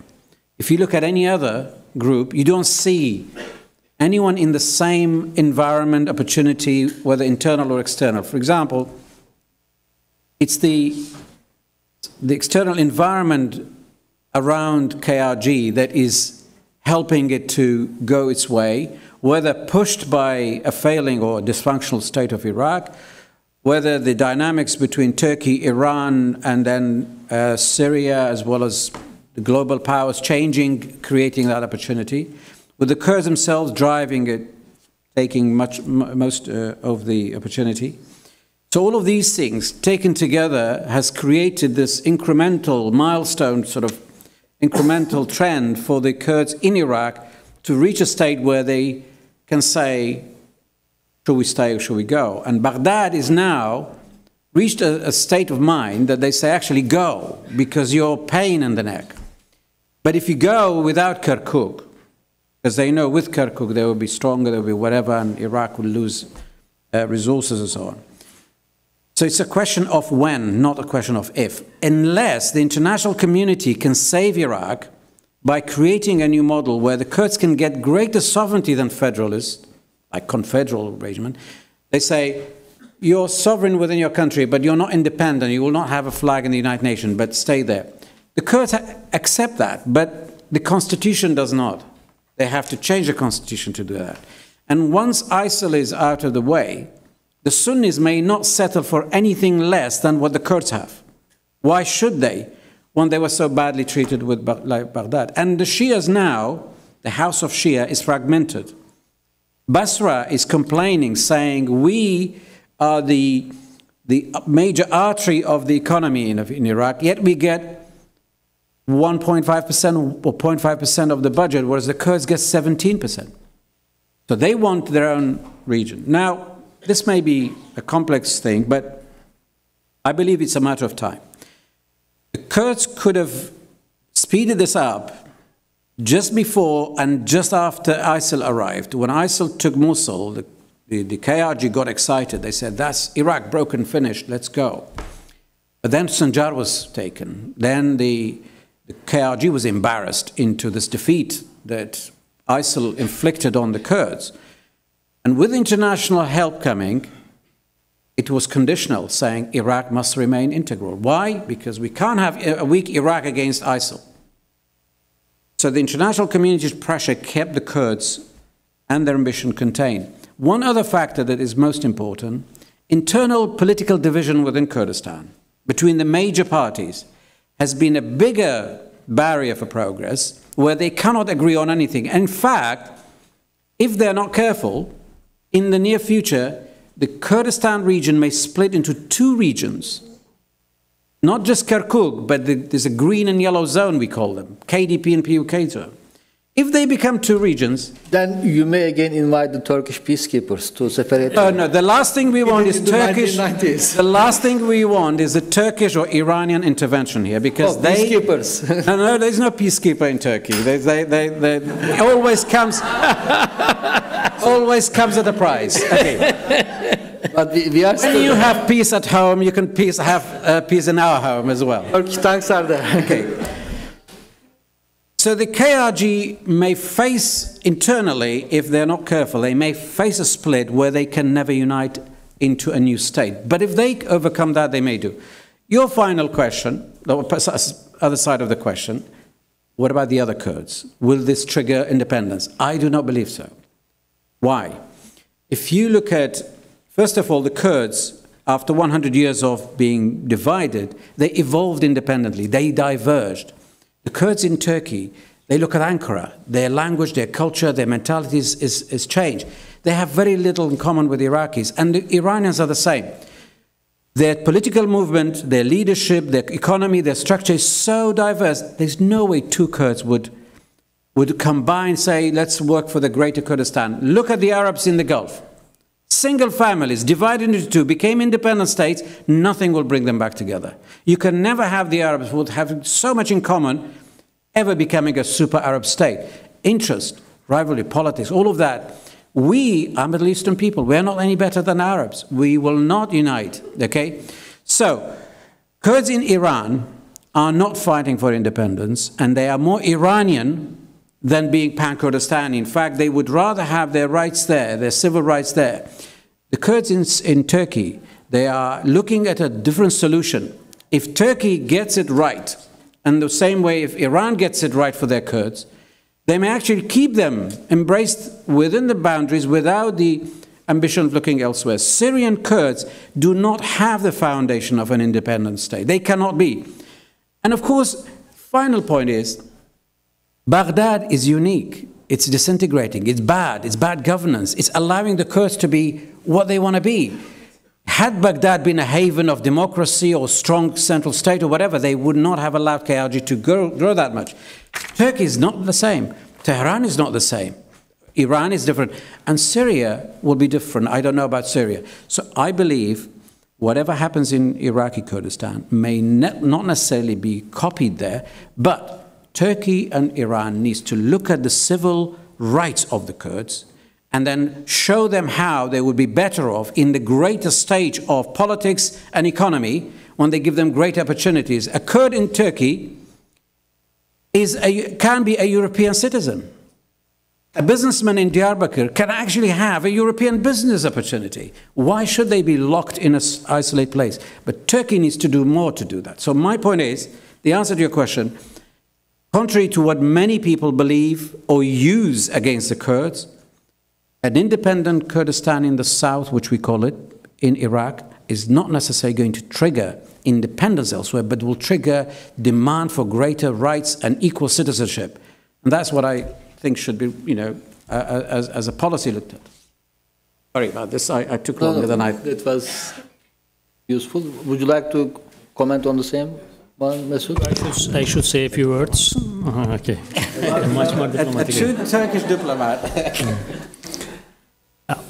I may share what Mr. Dilaver said mainly. Kurds are living in different countries, but they have something common, but at the same time they have something different from one another. And also, not only their historical experiences, but at the same time, some local factors are also affecting their expectations. In that regard, what we have in Iraq may not be applicable to other countries in the region, but as he said, there will be some pressures on other governments to have much more rights for the Kurds. And in that regard, in the last couple of years, there was a kind of initiative on the side of the Turkish government to have such a solution, but the conflict in Syria derailed this process, and the PKK thought that they may have more what they might be offered by the Turkish government and by using arms and also resorting to terror again. In that regard, this also shows that there is some kind of ramification or, let's say, impact from one another, from the Kurdish region in Syria or from the Kurdish region in Iraq. So there is a spillover effect from one another. But this doesn't mean that we will have the same scenario in every part of the Kurdish population in the region. And maybe in terms of borders, it will not be very wise to change the borders, and it will bring much more instability. But on the other hand, in order to have the borders intact, we should have functioning governments, both in Iraq and Syria. And it's not very easy to have this functioning and representative governments. And from the very beginning, Kurds had this dream, but the failure of the Baghdad government in terms of providing the security and also services also enabled them to use this argument. For example, you are right that you referred to the Baghdad. If the Baghdad administration were much more inclusive, at the same time much more responsive, then there might be a kind of much more reasonable unification in the country. But on the other hand, we should also know that nationalism or demand for independence is not only be, let's say, answered by providing some economic benefits, some social benefits, etc. But if there is a demand, some people will demand it at any cost. So in that regard, the Kurds in Syria, the Kurds in Turkey, the Kurds in Iraq, they might have, some of these people may have their dreams, but on the other hand, the conditions in Iraq are much more conducive to such a scenario, but the conditions in other countries is not that conducive. And Mr. Dilaver did not mention about the economic conditions, and you refer to ISIL, but if the KRG government will be able to pay its bills, its, let's say, salaries, thanks to the oil, then they may think of it. But with the decline of oil crisis, with the lack of a functioning economic structure in KRG, so they have to have the budget coming from Baghdad. So this also, I think the economic concerns also delayed this process, and also the economic factors are also very much effective beside the nationalistic feelings and also other political issues. No, yeah. For the first question concerning the camp, the camps and how to manage situation, to talk with people inside, who represent whom. One of my points was to allow those people to elect their own representative commission, and it's not permitted in Jordan, neither in Lebanon. Only, I hope it will be permitted in Turkey for the moment. Didn't exist in Turkey, but we hope in the future we can organize such small election between refugees, especially in the camp, to have a representative. And also in Jordan, it's very clear for the management of the issue. Now, contrary to Lebanon, some people in the Jordan government think about the citizenship to offer the citizenship for Syrians. Why? It's not by humanitarian, it's to change the demographic situation between Eastern Jordanian people and Palestinian, because they believe that the Syrian refugees come mainly from Hauran.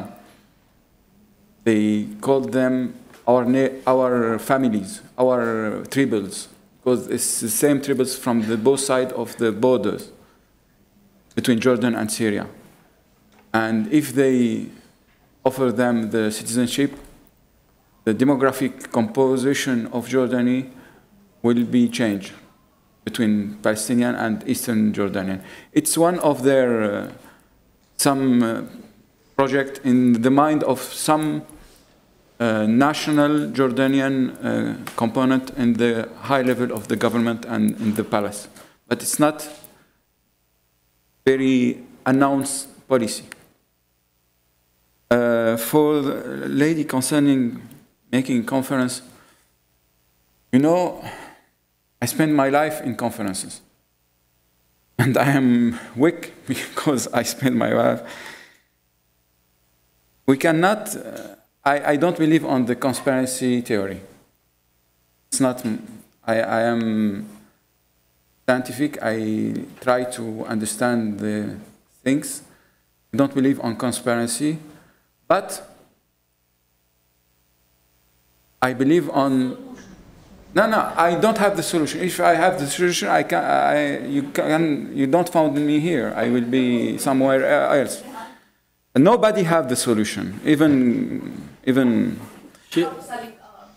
But it's it's to make a demonstration in the street. It's very peaceful. Stop selling arms, but stop despotism also. Stop tyranny. Stop repression. Who opened the door of the former intervention? It's the local government, the local undemocratic treatment of the population. The failure of the nation state since the independence in the Arab world, we pay the result now. It's not the Western only, not the foreigner who are the evil. We have the evil inside our society, inside our tyrannic government. Just to have, because Mr. Dilawar, he talked about the Kurdish, he answered my criticize concerning the PYD policy. I was in a conference also with the former Minister of Human Rights of Kurdistan.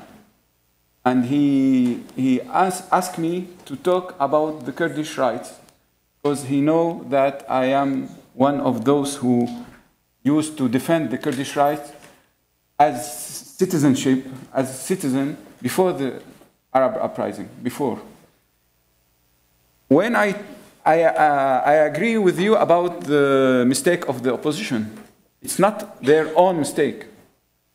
But also, you know better than me that we have more than 16 Kurdish parties who are not in the PYD. They are repressed by the PYD. They are organized in the Syrian Kurdish Council, and they are in the opposition. And they used to be on the head of the opposition. The question of Arabic, non-Arabic, it was a long discussion. It's a small minority who was against this issue. And the majority of the opponent, especially the historical leaders who used to be in jail because they used to defend the Kurdish issues in the 70s and the 80s, was for large citizenship. You said that independency is not in their project.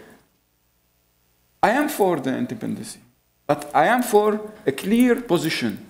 If you come, you tell me, we know we have the right, I believe on the right of population of autodetermination everywhere in the world. Everywhere in the world. But if you tell me, no, I don't look for independency, and all your effective work, it's for independency, I cannot defend your position. I want to defend a clear position. And this opportunity used by the PYD, I believe it's, as you said, we don't have evil or black or white. Everyone can explore the situation now, and if he don't explore the situation, he's not a smart person, smart group. I understand their opportunity, but at the same time, when I talk about Aleppo, Manbij, I don't talk about racial or ethnologic issue. I spoke about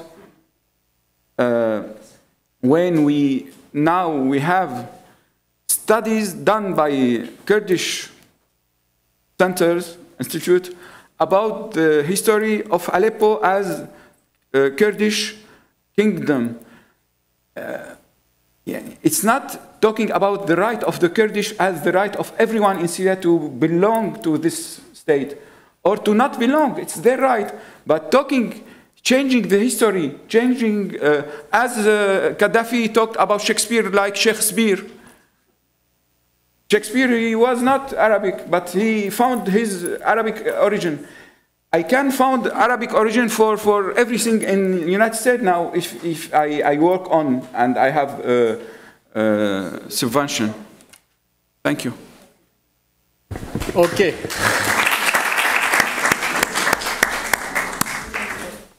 Thanks a lot to everybody for their contributions. It was very important to the finalization of our study. Inshallah, we will wrap up the report and publish it. But again, our partnership with the institutions represented here will continue not only in the context of this project, but other opportunities will arise.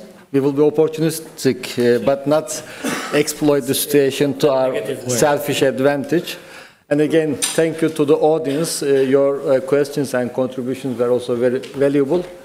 Do the administrators have any announcements to make? What is the lunch arrangement? It is going to be outside. Okay, lunch is outside. Thank you again. Thank you. Very good. Like this.